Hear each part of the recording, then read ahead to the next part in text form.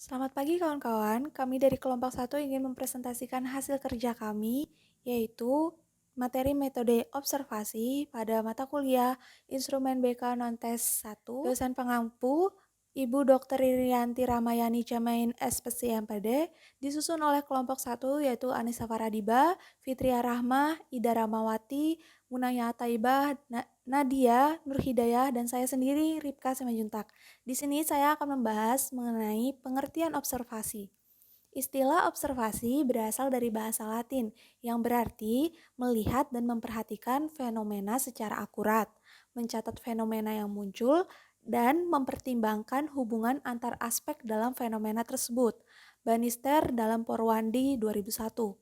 Surya Danata Wijaja tahun 1979 pada halaman 335 juga menyatakan bahwa observasi sebagai teknik pengumpulan data adalah pengamatan yang memiliki sifat-sifat tertentu.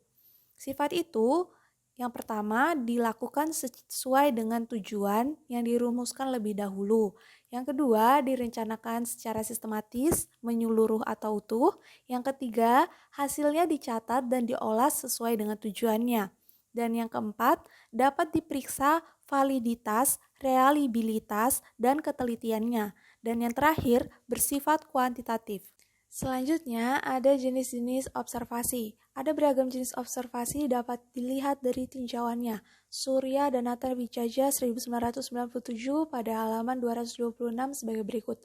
Yang pertama, berdasarkan keterlibatan observer atau si pengamat. Dibagi lagi menjadi dua, yaitu observasi partisipatif dan observasi non-partisipatif. Observasi partisipatif adalah observasi di mana orang yang observasi atau pengamat atau observer ikut ambil bagian dalam kegiatan yang dilakukan oleh orang yang diamatinya, yaitu observe, dengan tidak menampakkan bahwa sedang mengobservasi orang yang diamati atau observe. Selanjutnya, observasi non-partisipatif. Dalam kegiatan observasi non-partisipatif, si observer atau pengamat tidak mengambil bagian dalam kegiatan yang dilakukan oleh si observe, orang yang diamatinya.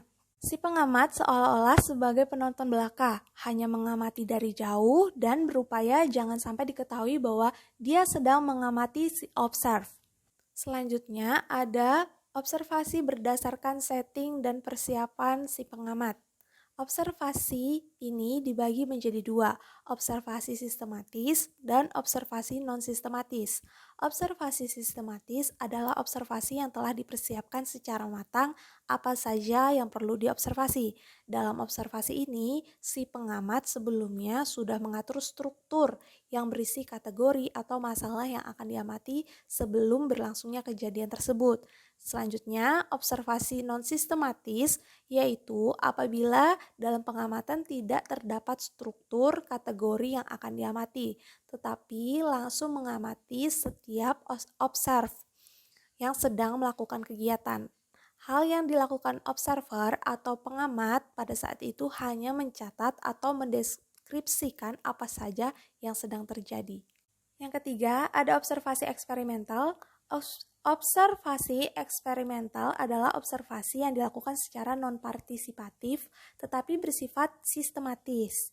Tujuan observasi eksperimental ini untuk mengetahui atau melihat perubahan gejala-gejala sebagai akibat dari situasi yang sengaja diadakan, yang biasanya disebut sebagai treatment.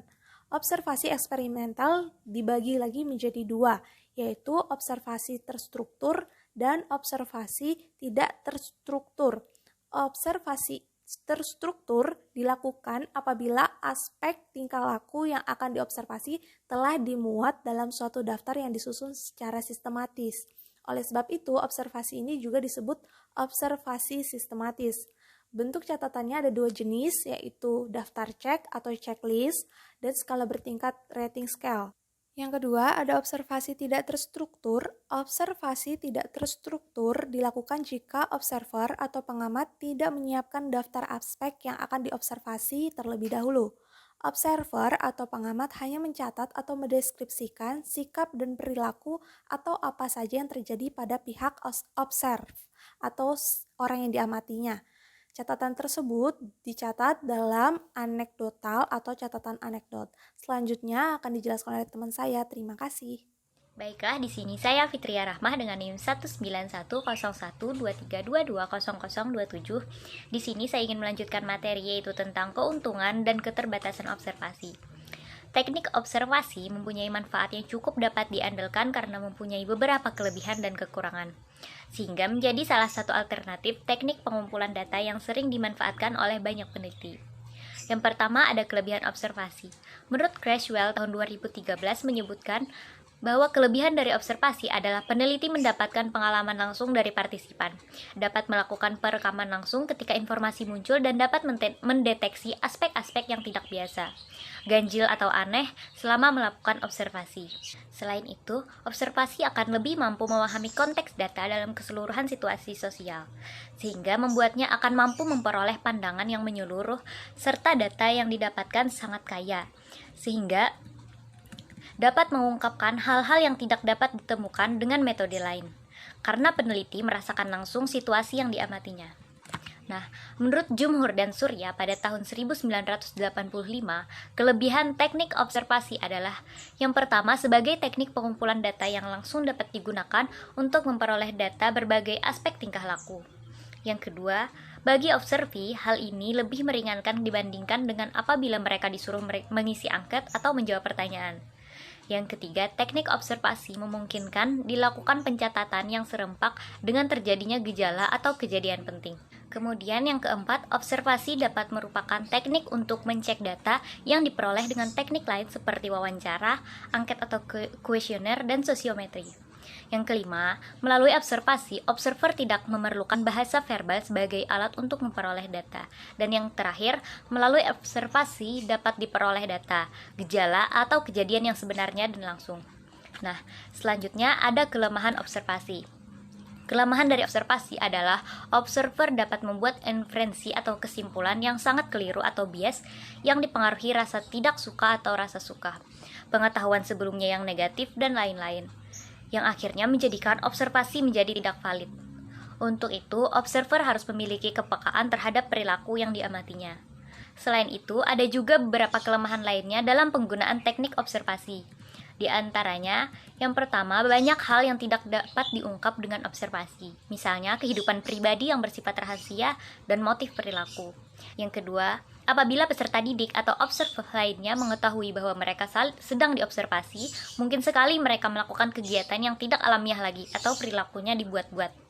Yang ketiga, hasil observasi banyak tergantung faktor-faktor yang tidak terkontrol. Dan yang terakhir, faktor subjektivitas observer sukar untuk dihindari. Nah, selanjutnya adalah cara mengatasi kelemahan observasi.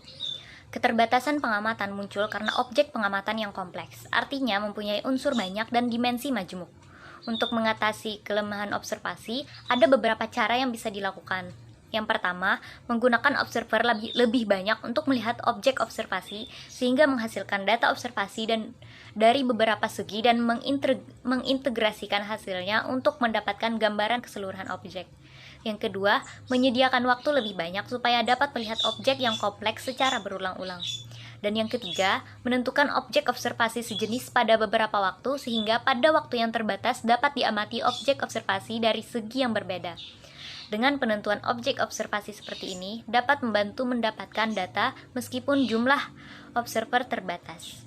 Nah, demikian materi presentasi dari saya. Terima kasih. Penjelasan berikutnya mengenai hal-hal yang perlu diperhatikan saat sebelum, sesudah, dan di saat melakukan observasi dapat diberikan sebagai berikut menurut Creswell 2005.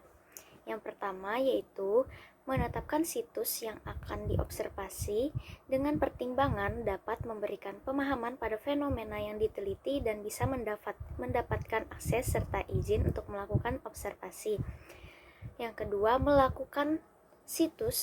memasuki situs secara perlahan dan berupaya melakukan interaksi dengan normal pada individu-individu dalam situs. Yang ketiga, menetapkan apa atau siapa yang akan diobservasi, kapan dan berapa lama observasi akan dilakukan. Berikutnya ada menentukan peran peneliti sebagai observer, apakah dengan Apakah dengan perspektif insider atau outsider? Berikutnya, melakukan pengamatan beberapa kali dalam waktu yang berbeda. Hal ini dilakukan untuk mendapatkan pemahaman atas aktivitas individu di dalam situs dan bagaimana mereka saling berinteraksi pada aktivitas mereka tersebut. Lalu selanjutnya, membuat desain catatan lapangan yang akan digunakan saat observasi. Menetapkan informasi apa yang akan diamati selama observasi. Selanjutnya, mengamati, mencatat atau merekam descriptive file notes yang berisi apa yang terjadi di dalam situs dan reflective file notes yang berisi pandangan peneliti atau observer terhadap apa-apa yang terjadi di dalam situs. Lalu yang terakhir yaitu jika menggunakan perspektif outsider, peneliti perlu mengupayakan agar kehadirannya disadari sebagai bagian dari situs, sehingga interaksi yang dilakukan secara pasif namun tetap menjaga hubungan baik dengan situs tersebut. Selanjutnya akan dijelaskan oleh teman saya. Terima kasih. Baik, sebelumnya perkenalkan nama saya Nadia. Di sini saya akan melanjutkan materi dari teman saya mengenai alat-alat pendukung observasi. Nah, sebelumnya observasi itu mengandalkan alat indera manusia. Nah, tapi alat indera manusia ini tentu memiliki kelemahan sehingga perlunya alat pendukung lainnya seperti itu. Jadi ada beberapa alat bantu yang digunakan untuk mendukung observasi. Salah satunya ada daftar riwayat kelakuan atau catatan anekdot. Nah, di mana catatan anekdot ini adalah suatu catatan tentang kelakuan individu yang dipandang istimewa. Jadi catatan seperti ini dilakukan oleh konselor, tetapi bisa juga dilakukan oleh guru mata pelajaran, wali kelas, bahkan kepala sekolah juga. Nah, yang kedua itu ada catatan berkala, di mana catatan ini dibuat pada saat tertentu tingkah laku seseorang, kemudian dijadikan bahan rujukan dalam melukiskan kesan-kesan pada umumnya. Yang ketiga ada daftar cek. Nah, di mana daftar cek ini adalah suatu daftar yang berisi nama-nama subjek atau peserta didik dan aspek-aspek subvariabel yang hendak diobservasi nantinya. Dalam daftar cek ini suatu gejala itu dicatat ada atau tidak ada. Lalu ada skala penilaian. Skala penilaian ini merupakan pencatatan gejala menurut tingkatannya. Suatu aspek verbal maupun subverbal itu bukan hanya dicatat ada atau tidak, tetapi lebih dari itu. Lalu ada alat-alat pencatatan mekanik. Nah, alat-alat pencatatan mekanik ini dapat digunakan sebagai alat bantu dalam kegiatan observasi nantinya.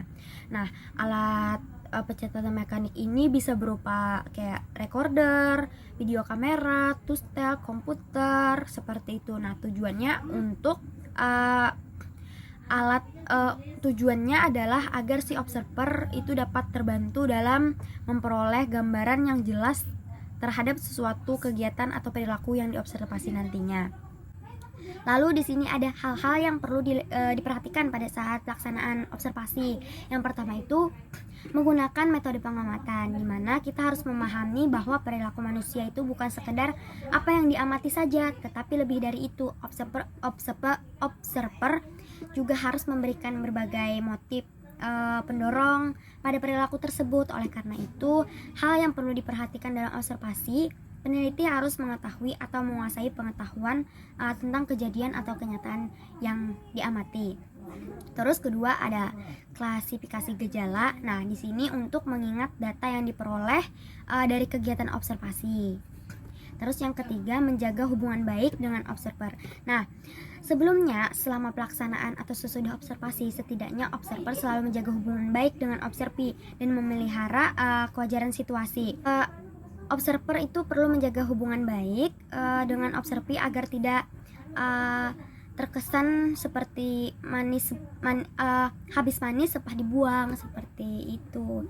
Nah, jadi yang keempat itu yang terakhir ya, melibatkan beberapa observasi. Nah, untuk kegiatan itu efektivitas, untuk hasil pengamatan yang efektivitas, sebaiknya observer observasi itu dilakukan tidak hanya dengan seorang observer saja, tetapi juga melibatkan observi. Kemudian hasil yang dibandingkan itu item yang diamati itu sama, seperti itu. Mungkin sekian materi dari saya. Terima kasih. Assalamualaikum warahmatullahi wabarakatuh. Perkenalkan, nama saya Ida Rahmawati. Di sini saya akan melanjutkan presentasi dari teman saya. Saya akan menjelaskan tentang observasi dalam konseling. Metode konseling ini yaitu konselor menasehati dan mengarahkan siswa sesuai dengan masalahnya. Dan dalam keadaan yang lain, konselor memberikan kebebasan kepada siswa untuk berbicara, sedangkan guru mengarahkannya saja. Pelaksanaan layanan bimbingan dan konseling dapat berjalan dengan baik bila guru bimbingan dan konseling itu memiliki kemampuan berpikir secara kreatif. Guru dapat menjadi sahabat bagi siswa melalui pendekatan yang baik, sikap ramah dan terbuka kepada seluruh siswa, maka anggapan yang baik dari siswa pun akan muncul. Pemilihan metode observasi tergantung pada masalah riset, tingkat kooperasi dari kelompok atau individu yang diriset, dan faktor etika. Problem etis yang sering muncul dalam kegiatan observasi berkaitan dengan pelanggaran etis dalam penelitian. Bentuk pelanggaran tersebut berupa: yang pertama, menjelajah tempat dan lokasi privat; yang kedua, kekeliruan dalam mempresentasikan diri sebagai anggota; yang ketiga, melakukan observasi tanpa izin subjek penelitian, izin mengambil data, atau izin mempublikasikan hasil amatan; yang keempat, melakukan amatan dengan penyamaran. Selanjutnya akan dijelaskan oleh teman saya. Assalamualaikum warahmatullahi wabarakatuh. Perkenalkan, nama saya Munaya Ataibah, NIM 19.10123220018, yang akan menjelaskan tentang bagaimana cara menyusun panduan observasi. Observasi dilakukan dengan baik jika diawali dengan perencanaan yang cermat. Adapun langkah-langkahnya, yang pertama ada menetapkan topik dan tujuan observasi. Di dalam observasi harus menyertakan rumusan masalah yang diharapkan observasi akan lebih fokus pada tujuan observasi dan tidak mudah tertarik pada gejala atau masalah lain yang tidak ada kaitannya dengan tujuan observasi itu sendiri. Selain itu, penyusun panduan observasi dapat menentukan materi dan aspek apa saja yang akan diobservasi olehnya. Yang kedua ada memahami materi observasi. Sebelum melakukan kegiatan observasi, alangkah baiknya jika observer atau pengamat menguasai dengan baik tentang apa yang akan diobservasi. Setelah menguasai atau memahami materi yang ada, observer atau pengamat akan memiliki landasan yang kuat tentang apa yang akan diobservasinya. Memahami ruang lingkupnya, memahami materi yang ada dengan mempelajari teori yang diuraikan. Yang ketiga ada mengkaji subvariabel dan indikator-indikator observasi. Di sini indikator dimaknai sebagai ciri-ciri atau karakteristik yang ada pada variabel atau subvariabel. Dengan indikator yang ada dan jelas, memungkinkan seorang observer atau pengamat ini mampu menjabarkan variabel atau subvariabelnya dengan baik. Di dalam observasi, calon observer atau pengamat ini perlu menetapkan variabel dan subvariabelnya atau bahkan indikator observasi melalui dua cara. Yang pertama ada cara penjabaran dari konsep dalam teori yang dipandang, sudah mapan. Yang kedua ada cara melakukan observasi penjajakan. Kemudian mengamati berbagai variabel yang mungkin dapat dijadikan bahan untuk menyusun panduan observasi yang lebih terarah. Yang terakhir ada menyusun panduan observasi. Jika topik sudah ditetapkan, observer sudah memahami materi observasi dan indikator sudah diuji coba, maka observer hanya perlu menyusun kembali panduan observasi secara lengkap. Baik, jadi itu tadi penjelasan tentang cara menyusun panduan observasi. Sekian dulu dari saya. Selanjutnya akan dijelaskan oleh teman saya. Assalamualaikum warahmatullahi wabarakatuh. Perkenalkan, nama saya Nur Hidayah dengan NIM 19.10123220006. Di sini saya akan melanjutkan presentasi dari teman saya. Di sini kita akan membahas tentang pedoman untuk analisis selama dan setelah observasi. Yang pertama yaitu analisis selama observasi. Jadi, analisis dapat dilakukan mulai dari tahapan paling awal hingga akhir. Hal ini dilakukan untuk menghindari akuisisi data dengan kualitas yang buruk atau bahkan data yang tidak dapat digunakan sama sekali. Nah, selama proses observasi, peneliti harus mengajukan beberapa pertanyaan berikut ini. Yang pertama, apakah tujuan dari penelitian ini? Yang kedua, hal apakah yang penting untuk diketahui? Yang ketiga, apakah ada ide baru yang muncul dari proses yang telah berjalan? Yang keempat, apakah data yang dikumpulkan sudah cukup? Dan yang kelima adalah apakah terdapat informasi baru dari data-data yang dikumpulkan. Nah, kita lanjut pada yang kedua, yaitu analisis setelah observasi. Jadi, analisis yang dilakukan setelah observasi dapat dilakukan dalam 3 tahapan. Yang pertama yaitu membiasakan diri dengan data-data yang telah dikumpulkan dengan cara membacanya berulang-ulang dan membuat catatan-catatan berupa memo. Yang kedua, melakukan evaluasi terhadap data secara lebih mendalam mengenai detail data yang dikumpulkan, partisipan yang terlibat, serta aktivitas yang telah dilakukan. Yang ketiga yaitu membuat kategori dan memasukkan semua data yang dikumpulkan ke dalam kategori-kategori tersebut. Hal ini dilakukan untuk membuat klasifikasi data agar lebih mudah dalam mengelolanya. Peneliti hendaknya selalu memulai dari gambaran besar penelitian yang akan dilakukan, karena hal ini akan memudahkan dalam proses selanjutnya, misalnya mengurangi jumlah data yang digunakan ataupun menghapusnya. Nah, agar lebih mudah dalam pengelolaan data selama proses observasi, maka beberapa hal berikut ini perlu untuk dilakukan. Yang pertama yaitu membuat salinan dari data-data yang telah dikumpulkan. Yang kedua, menggabungkan beberapa data-data yang sama ke dalam satu folder kerja. Dan yang ketiga adalah membuat catatan-catatan terpisah yang dianggap penting. Ya, sekian penjelasan tentang pedoman untuk analisis selama dan setelah observasi. Selanjutnya yaitu saya akan membacakan kesimpulan. Istilah observasi berasal dari bahasa Latin yang berarti melihat dan memperhatikan. Secara luas, observasi diarahkan pada kegiatan memperhatikan fenomena secara akurat, mencatat fenomena yang muncul, dan mempertimbangkan hubungan antar aspek dalam fenomena tersebut. Ada cukup beragam jenis observasi tergantung dari tinjauannya. Di antaranya berdasarkan keterlibatan observer, berdasarkan setting, dan persiapan observer dan observasi eksperimental.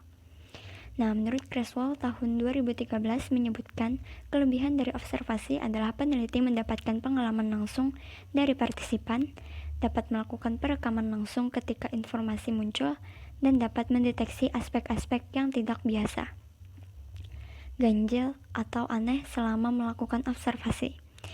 Selain itu, observer akan lebih mampu memahami konteks data dalam keseluruhan situasi sosial, sehingga membuatnya akan mampu memperoleh pandangan yang menyeluruh, serta data yang didapatkan sangat kaya sehingga dapat mengungkapkan hal-hal yang tidak dapat ditemukan dengan metode lain, karena peneliti merasakan langsung situasi yang diamatinya. Adapun kelemahan observasi adalah observer dapat membuat inferensi atau kesimpulan yang keliru atau bias yang dipengaruhi rasa suka tidak suka, pengetahuan sebelumnya yang negatif, dan lain-lain yang menjadikan observasi menjadi tidak valid. Untuk itu, observer harus memiliki kepekaan terhadap perilaku yang diamatinya. Kelemahan lainnya adalah observer dapat saja mempengaruhi objek observasi karena dia menjadi bagian situasi pengamatan itu. Kehadiran observer membuat observasi menjadi tidak alami. Sekian presentasi dari kelompok 1. Mohon maaf apabila ada kesalahan dalam penyampaian. Saya akhiri, wabillahi taufiq wal hidayah. Wassalamualaikum warahmatullahi wabarakatuh.